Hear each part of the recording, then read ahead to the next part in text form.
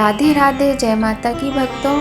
आप सभी का स्वागत करती हूँ स्पिरिचुअल ज्ञान साधना में और आप सभी से अनुरोध करती हूँ कि स्पिरिचुअल ज्ञान साधना को सब्सक्राइब कर लीजिए और बेल आइकन को प्रेस कर दीजिए ताकि आपको नई नई वीडियोस का नोटिफिकेशन मिलता रहे। पुत्रदा एकादशी का व्रत संतान प्राप्ति और संतान की कामना के लिए रखा जाता है।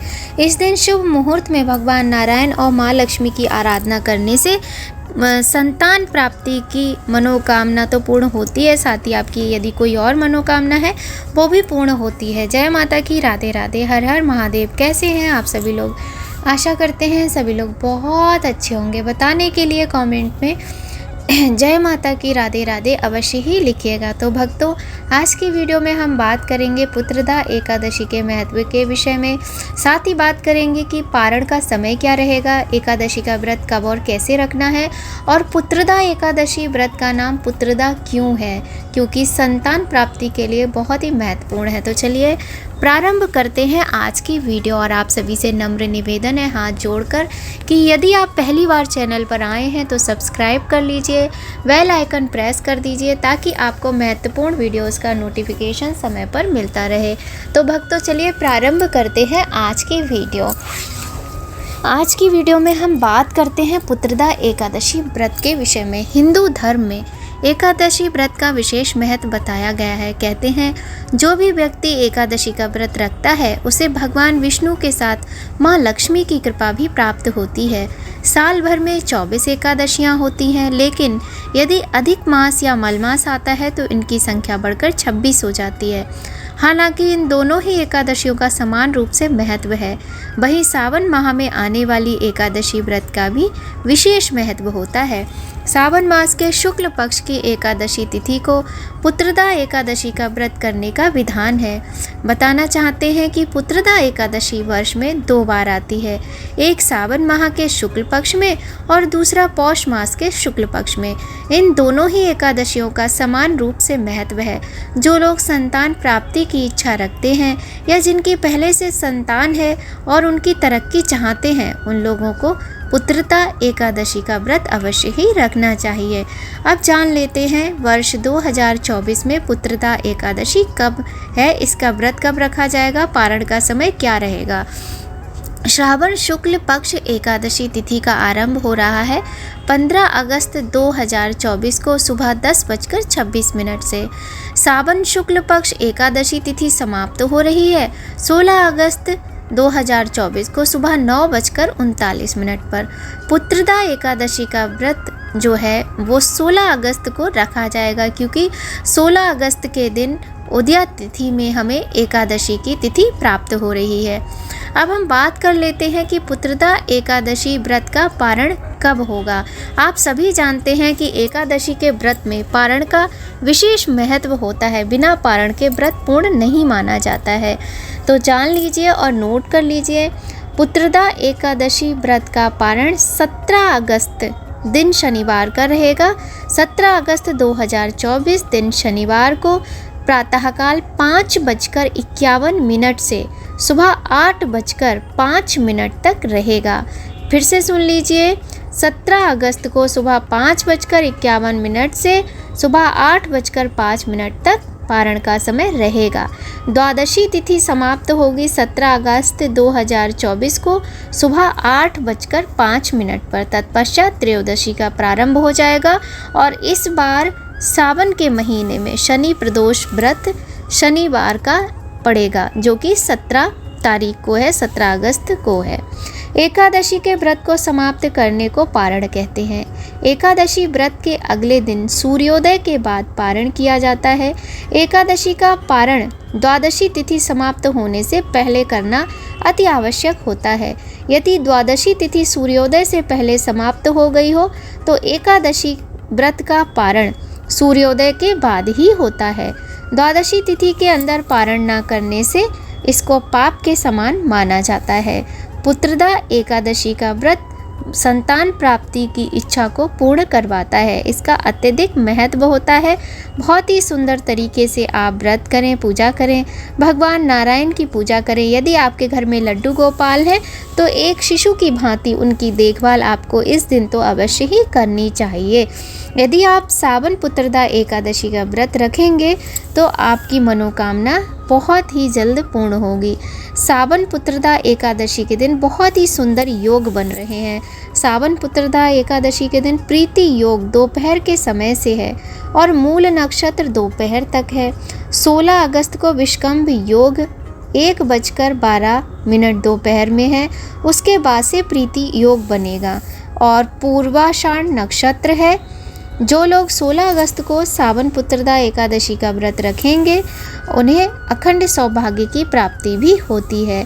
इस व्रत के नाम से ही उसका महत्व समझ में आता है। सावन पुत्रदा एकादशी का व्रत करने से पुत्र की प्राप्ति होती है। इस व्रत को कभी संतानहीन दंपति यदि करते हैं तो उन्हें संतान की प्राप्ति अवश्य ही होती है। यदि आप करेंगे व्रत तो आपको इस व्रत का फल अवश्य ही मिलेगा। भगवान विष्णु के आशीर्वाद से सारे पाप मिट जाते हैं, दुख दूर हो जाते हैं और मोक्ष की प्राप्ति होती है। बहुत ही सुंदर और समस्त मनोकामनाओं को पूर्ण करने वाला, संतान की प्राप्ति कराने वाला यह व्रत बहुत ही शुभ और मंगलकारी माना जाता है। माना जाता है कि जो लोग एकादशी का व्रत करते हैं उन्हें समस्त पापों से मुक्ति मिलती है और मोक्ष की प्राप्ति होती है। तो यदि आपके जीवन में किसी तरह की कोई समस्या है, जाने अनजाने में पाप हम सभी से होते हैं, किंतु आपके जीवन में संतान की कमी है या आपके जीवन में सौभाग्य की कमी है तो आप इस व्रत को अवश्य ही करें। यह एक व्रत आपको अनेक मनोकामनाओं को पूर्ण कराने वाला माना जाता है। तो व्रत की विधि हम आपको हमेशा ही अपनी वीडियो में बताते रहते हैं। यहाँ पर मैं आपको एक बहुत ही सुंदर सा उपाय बताऊंगी। पहले तो देखिए थोड़ा सा व्रत के विषय में जान लेते हैं। जैसे कि एकादशी का जो व्रत होता है वो 3 दिन तक मान्य होता है, तो इसके नियमों का पालन 3 दिन तक किया जाता है। 10वीं तिथि से एकादशी व्रत प्रारंभ होता है। तो 10वीं तिथि के दिन आपको क्या करना है? ब्रह्मचर्य का पालन करना है, स्वच्छता का ध्यान रखना है और आपको प्याज, लहसुन, तामसिक भोजन का कोई भी आपको प्रयोग अपने भोजन में नहीं करना है। जैसे कि मांसाहार है, जैसे मांस, मछली, अंडा, बाहर की जितनी भी चीज़ें होती हैं, लहसुन, प्याज। अब हम बाहर से नमकीन खाते हैं या हम मैगी वगैरह खाते हैं तो हम सोचते हैं कि हमने तो कुछ ऐसा खाया ही नहीं, लेकिन देखिए बहुत सारी नमकीन आती हैं, बिस्किट आते हैं और जो बाहर की बनी हुई चीज़ें होती हैं, मैगी इत्यादि, इन सभी में प्याज, लहसुन का प्रयोग होता है। तो आपको 10वीं तिथि पर घर का बना हुआ शुद्ध शाकाहारी भोजन करना चाहिए। किसी भी तरीके से तामसिक भोजन का प्रयोग नहीं करना चाहिए, ना ही मांस मदिरा का प्रयोग करना चाहिए। और साथ ही आपको ये भी ध्यान रखना है कि इस दिन भी आपको चावल का प्रयोग भोजन में नहीं करना है। और फिर आपको एकादशी का व्रत करना है। उसके नियम तो आप लोग जानते ही हैं। एकादशी व्रत के दिन आप कम से कम बोलें, हो सके तो मौन धारण करें, किसी की बुराई ना करें, निंदा ना करें, किसी पर अत्याचार ना करें, जीवों पर दया करें। उठते बैठते चलते फिरते हर समय भगवान के नाम का स्मरण करते रहें, उनके मंत्रों का जाप करते रहें। इस प्रकार से यदि आप व्रत करते हैं तो आपकी मनोकामनाएं शीघ्र पूर्ण होती है। साथ ही पुत्रदा एकादशी है। यदि आप लड्डू गोपाल की सेवा करना चाहते हैं और आपके घर में लड्डू गोपाल नहीं है तो आप लड्डू गोपाल को लेकर आइए और पुत्रदा एकादशी के दिन से आप प्रारंभ कीजिए लड्डू गोपाल की सेवा एक शिशु की भांति। और यदि आपके घर में संतान नहीं है तो बहुत ही शीघ्र अतिशीघ्र आपको संतान की प्राप्ति होगी, आपके घर में किलकारियाँ गूंजेंगी। अब इस उपाय को हम पूर्णतः आपको विस्तार से आगे की वीडियो में बताएंगे। वीडियो को अंत तक सुनिएगा कि किस तरह से आपको ये उपाय करना है, ठीक है। तो फिर यहाँ पर हम आपको ये बताना चाहेंगे कि एकादशी के व्रत में फलाहार किया जाता है। अनाज का प्रयोग भोजन में नहीं करते हैं। और फलाहार में आप कूटू ले सकते हैं। यदि आप बिना नमक के नहीं रह पाते हैं, कोई ऐसी समस्या है, तो आप सेंधा नमक का प्रयोग भी भोजन में कर सकते हैं, किंतु अनाज का प्रयोग आपको नहीं करना है, फलाहार ही लेना है। सुबह शाम दोनों समय भगवान की पूजा करनी है, आरती करनी है और कथा अवश्य ही पढ़नी चाहिए या फिर सुननी चाहिए।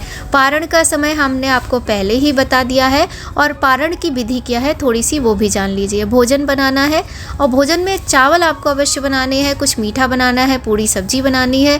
ऐसा करने के बाद उसमें तुलसी पत्र रख के भगवान का भोग लगाइए, पूजा अर्चना कीजिए और उसके बाद एक ब्राह्मण को आप पूरी थाली का भोजन दान करने के बाद ही आप भोजन कीजिएगा। इस तरीके से आपका व्रत का पारण पूर्ण होता है, आपका व्रत पूर्ण माना जाता है। चलिए, वीडियो काफ़ी लंबा होता जा रहा है, अंत में चलते चलते आपको बहुत ही सुंदर उपाय बताते हैं कि देखिए, यदि आपके घर में लड्डू गोपाल नहीं है और आप उन्हें लाना चाहते हैं, उनकी सेवा करना चाहते हैं, तो आप उनको इस समय ज़रूर लेकर आइए, ठीक है। और मैं आपको यहाँ पर यही बताऊँगी कि छोटे साइज़ में ही लेकर आइए। आप 1 नंबर 2 नंबर 3 नंबर तक लाइए, 0 साइज़ के भी मत लाइए और बहुत बड़े भी मत लेकर आइए। इसके बारे में मैं दूसरी वीडियो में बताऊँगी कि मैं ऐसा क्यों बोल रही हूँ। यहाँ आप उपाय सुन लीजिए।